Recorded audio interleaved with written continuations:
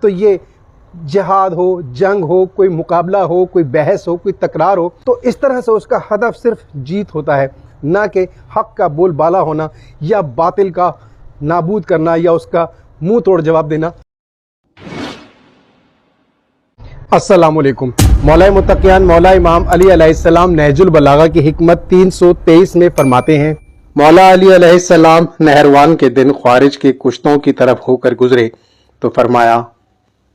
تمہارے لیے ہلاکت و تباہی ہو، جس نے تمہیں ورغلایا اس نے تمہیں فریب دیا۔ کہا گیا، یا امیر المومنین، کس نے انہیں ورغلایا تھا؟ تو آپ علیہ السلام نے فرمایا، گمراہ کرنے والے شیطان اور برائی پر ابھارنے والے نفس نے۔ آپ علیہ السلام کا یہ فرمان کافی توجہ طلب ہے، اس میں باریک سی ایک بات ہے جسے سمجھنا بہت ضروری ہے۔ آپ علیہ السلام نے اس میں بتایا کہ انسان کو ورغلایا کیسے جاتا ہے، کیسے شیطان گمراہی کی طرف بلاتا ہے، کیسے برائی کی طرف انسان چلا جاتا ہے، کیسے اس کا نفس برائی کی طرف چلا جاتا ہے۔ حالانکہ آپ علیہ السلام فرماتے ہیں کہ انسان کو کامیابی اور فتح کی جو امید دلائی گئی اس سے وہ ورغلایا گیا اور اس طرح سے اس نے ناکامی کا سامنا کیا۔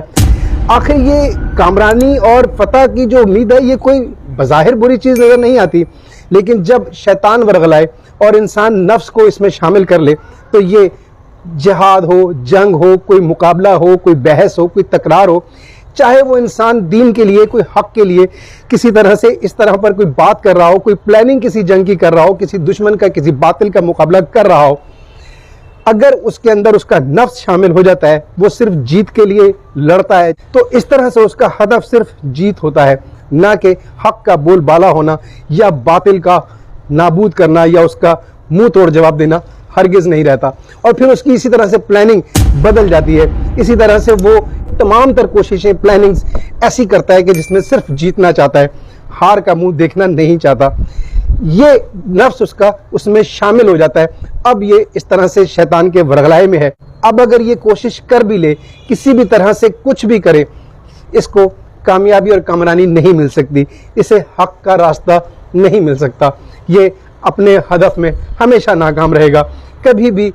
کسی بھی میدان میں جب کوشش کریں، جب جہاد کریں، جب کوئی پلاننگ کریں، جب حق بات کریں، کوئی بحث تکرار کریں، تو ہمیشہ